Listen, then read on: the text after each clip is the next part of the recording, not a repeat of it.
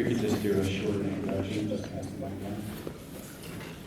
Hi, I'm Chris Landreth, and I did the film Subconscious Password. I am the director who is the director of McGowan, and because he doesn't speak English.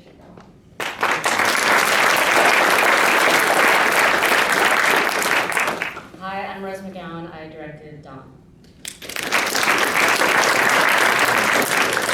I'm Janicza Bravo, and I directed Gregory Go Boom. Hi, I'm Sébastien Bailly. I directed my Sense of Modesty.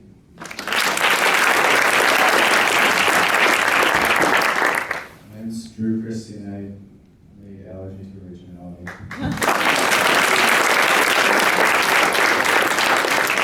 Okay, we have about 10 minutes for Q&A if you want to start asking questions. Right down here, sir. This is for Rose. So I like your film a lot. I was wondering if you could talk a little bit more about your thought processes that you used to develop the social conflict in that movie. My thought process to developing it was basically kind of almost going back to women's studies, and I was kind of fascinated by that period in time because, you know, I said it in 1961, and you give it like 4 or 5 years, and sexual revolution starts happening.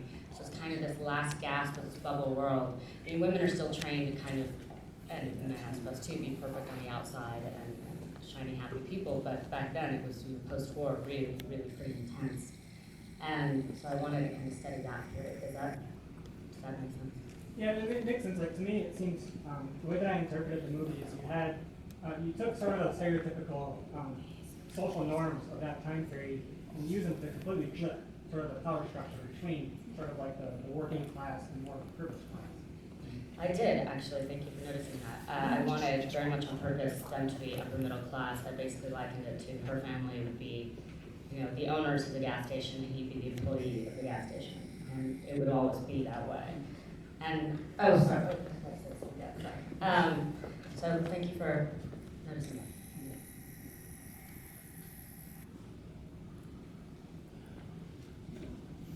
Don't be shy. Right there, sir. For the director who did Landreth, where did you film that at? Actually, he filmed it in Tibet, the actual place.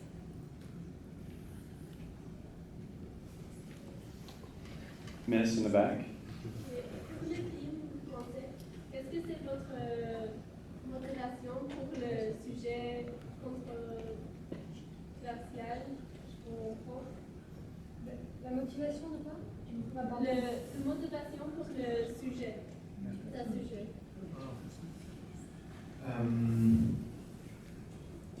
I have a translator, sorry. La motivation, c'est que je voyais beaucoup de jeunes femmes dans Paris, dans le métro, dans la rue, qui portent un hijab.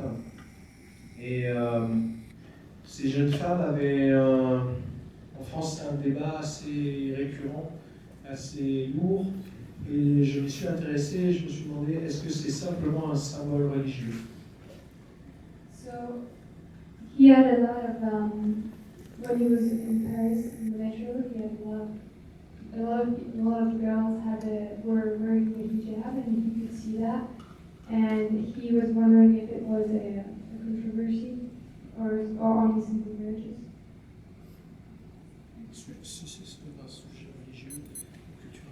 If it's only a religious subject or also a cultural subject. Et en discutant avec ces jeunes femmes, je me suis rendu compte qu'il y avait plein de situations.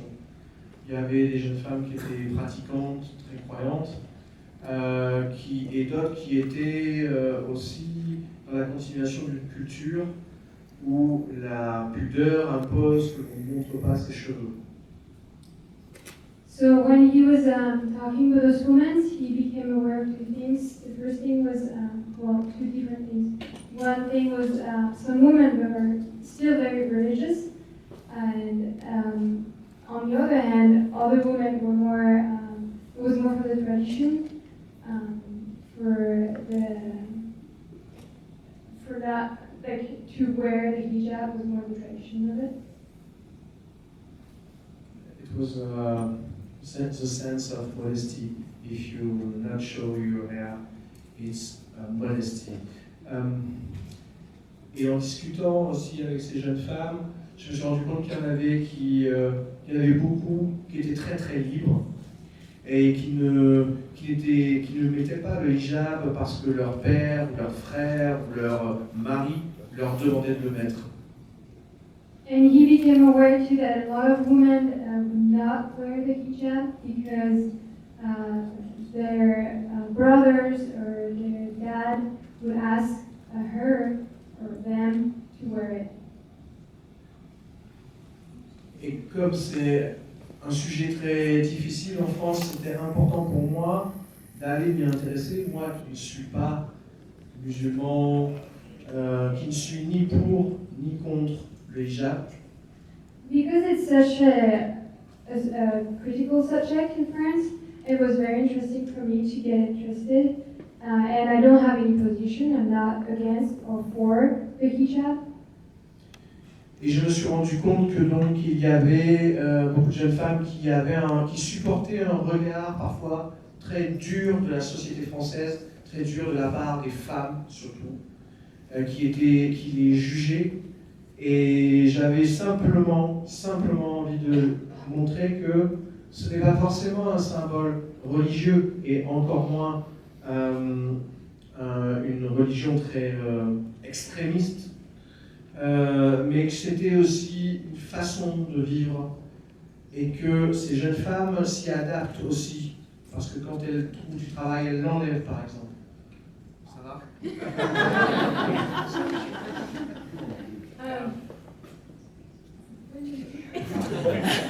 Je me suis rendu compte qu'il y avait différentes façons de porter les hijab. So yeah, I became aware that there were different ways to wear the hijab. Que certaines l'enlevaient par exemple pour travailler. That some women would take it off to work. Et que ces jeunes femmes vivaient aussi très librement comme n'importe quelle jeune femme de 20 ans en France. And those women were living, being free, just like the other women in France.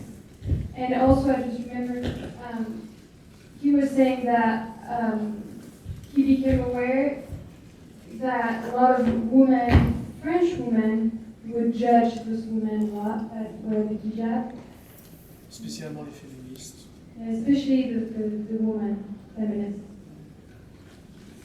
And the feminists say you are not free if you have a hijab.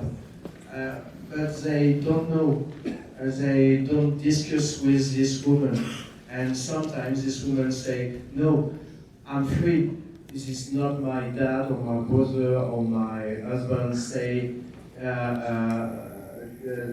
a hijab. They are free. This is a choice, and we must respect this choice, I think.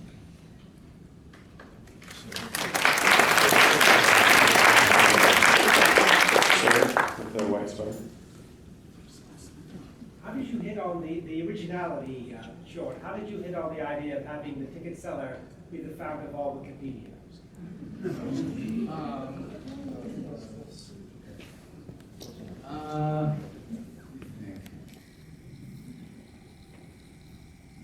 I don't have a good answer right now. Maybe 1 second. I just felt like someone had to ask the question, someone had to get the answer, and the guy in the booth seemed, we're in a booth, it seems like it might be part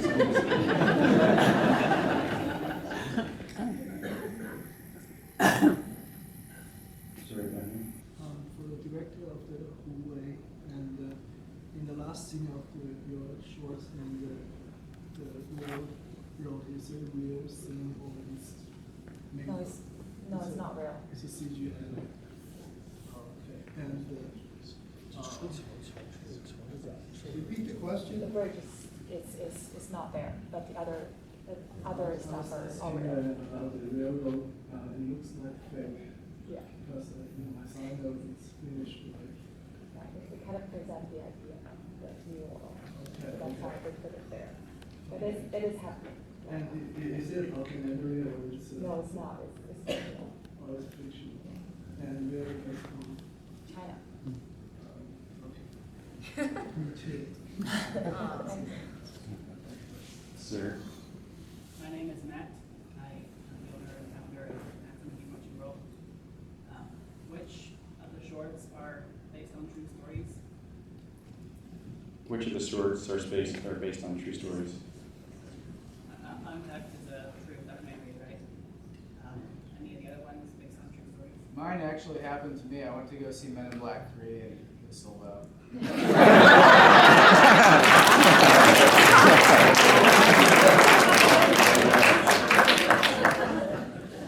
Sir? Hi, I just wanted to say how much I enjoyed the secret password, was it? Subconscious and how much I password. identified with forgetting names and trying to recall them, although I don't think I've ever been tormented as your character was. You don't know that for sure. Yeah, get to play around with the inside of a person's mind because really none of us knows really what happens in there. So it might as well be that. Let's do two more. Sir, back on the left there. Or your right. The Go Boom show, you didn't leave any room for optimism about these paraplegics. Could you say something about that?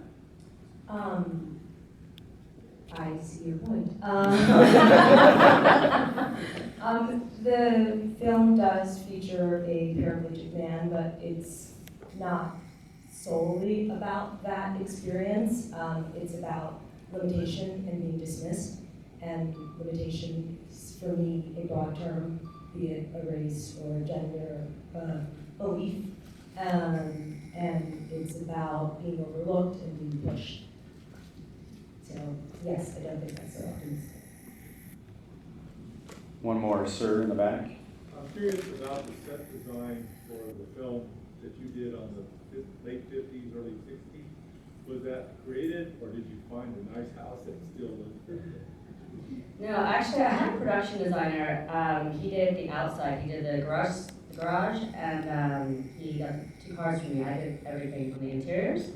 And the house was trashed. It was really sad. It was a beautiful mint condition. It's not mint condition. It should have been in mint condition because I made them upper middle class. So no, I did that. I restored like 3 houses and I'm really big on design and very, very specific. There was not a single piece in there that was an accident. And the bedroom I designed, I did literally a total knockoff on, I don't know if you've seen the original Parent Trap with Haley Mills. It's her bedroom in the California section down to the stuffed animal dog. That was my homage to Parent Trap. Great. Let's give him a big round of applause.